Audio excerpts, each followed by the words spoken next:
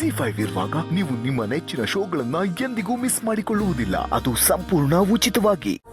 ನಾನು DC ಆಗಬೇಕು ಅನ್ನೋ ಕಿಚ್ ಬಂದಿದೆ ನಿಮ್ಮಿಂದ. ವಯಸ್ಸಾಗ್ತಿದ್ದಂಗೆ ಕೋಪ ದ್ವೇಷ ಎಲ್ಲ ಕಡಿಮೆ ಆಗುತ್ತೆ ಅಂತಾರೆ. ಆದರೆ ನಿಮ್ಮ ವಿಷಯದಲ್ಲಿ ಅದೇನೋ ನಂಗೆ ಇಲ್ಲಿವರೆಗೂ ನಿಮ್ಮ ಮೇಲಿರೋ ಕೋಪ ಹೋಗೇ ಇಲ್ಲ. ಆದರೆ ಈಗ ಮೊದಲಿನಷ್ಟು ಅಸಹ್ಯನೂ ಇಲ್ಲ.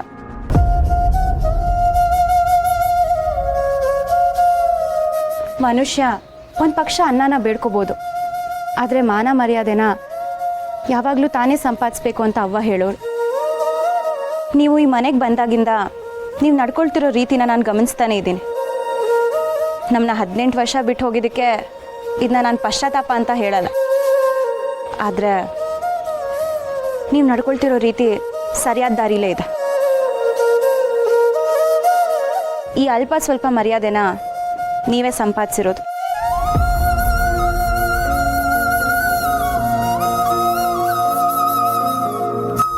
ನಾನಿವತ್ತು ಈ ಜಾಗದಲ್ಲಿ ನಿಂತಿರೋದಕ್ಕೆ ಒಂದು ರೀತಿ ನೀವೇ ಕಾರಣ. ಅದಕ್ಕೆ ಥ್ಯಾಂಕ್ಸ್. ಸರಿ ಮಿಸ್, ನೀವು ಹೋಗಿ ಕಾರಲ್ಲಿ ಕುಂತೀರಿ, ಬಂದೆ. ಹಾಂ.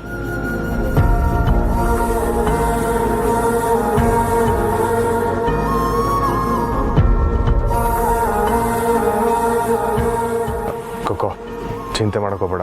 ಅವ್ವನ ಹೆಂಗನ ಮಾಡಿ ಹುಡುಕ್ತೀನಿ. ಮಾವಯ್ಯ ಸಮಾಧಾನ ಮಾಡ್ಕೊಳ್ಳಿ. ಸರಿ, ನಾನು ಬರ್ತೀನಿ.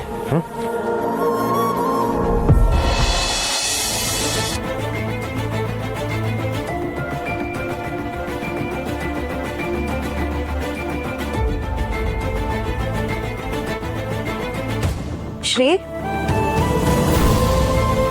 ಶ್ರೀ, ಯಾಕೆ ಸೀರಿಯಸ್ ಆಗಿ ಓಡಿಸ್ತಿದ್ದೀರಾ?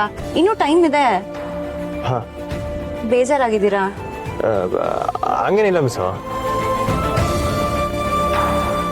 ನನಗೆ ಗೊತ್ತು, ನೀವು ಕೊನೆಯಲ್ಲಿ ಸುಮನ್ ಹತ್ರ ಮಾತಾಡ್ಕೊಂಡು ಬಂದ್ರಲ್ಲ, ಏನ್ ಮಾತಾಡಿದ್ರಿ ಅಂತ ಗೊತ್ತು. ಏನು ಗೊತ್ತಾಯ್ತು? ಅವ್ವ ಬಂದಿದ್ ಕೂಡಲೇ ಕಾಲ್ ಮಾಡಕ್ ಹೇಳ್ಬಿಟ್ಟು ಬಂದ್ರಿ ತಾನೆ? ನನ್ಗೂ ಅವ್ವನ್ ನೋಡ್ದೆ ಹೋಗ್ತಿರೋದು ಸಿಕ್ಕಾಪಟ್ಟೆ ಬೇಜಾರಾಗ್ತಿದೆ. ಆದ್ರೆ ಏನ್ ಮಾಡೋದು, ನಂದೇ ಮಿಸ್ಟೇಕ್. ನೆನ್ನೆನೆ ಅವಂಗ್ ವಿಷಯ ಹೇಳ್ಬಿಡ್ಬೇಕಿತ್ತು. ಸುಮ್ಮನೆ ನಾನು ಹುಡುಗಾಟ ಆಡಕ್ ಹೋಗಿ ಹೀಗಾಗೋಯ್ತು. ಇಂಟರ್ವ್ಯೂ ಹೇಗ್ ಮಾಡ್ತೀನೋ ಏನೋ. ಇದೇ ಕಿಂಗ್ ಅಂತಾರೆ ಮಿಸ್. ಬಿಡ್ತಾನೆ. ಬಿಡ್ತು. ಆದ್ರೆ ಶ್ರೀ, ನಾನು ಇಲ್ಲಿವರೆಗೂ 5ನೇ ಕ್ಲಾಸಿಂದನೂ ಯಾವ ಟೆಸ್ಟ್ಗೂ ಅವ್ವನ್ ನೋಡ್ದೆ ಹೋಗೇ ಇಲ್ಲ. ಇದೇ ಫಸ್ಟ್ ಟೈಮ್. ಇಲ್ಲ, ಆಕ್ಚುಲಿ ಒಂದ್ಸಲ ಶಾಂತಕನ್ ಮದ್ವೆಗೆ ಅವ್ವ ಹೋಗಿದಾಗ ಅವ್ರ ಜೊತೆ ಫೋನಲ್ಲಿ ಮಾತಾಡ್ಕೊಂಡು ಹೋಗಿದ್ದೆ. ಆದ್ರೆ ಮಾತಾಡ್ದೇನು ಹೋಗ್ತಿರೋದು ಇದೇ ಫಸ್ಟ್ ಟೈಮ್.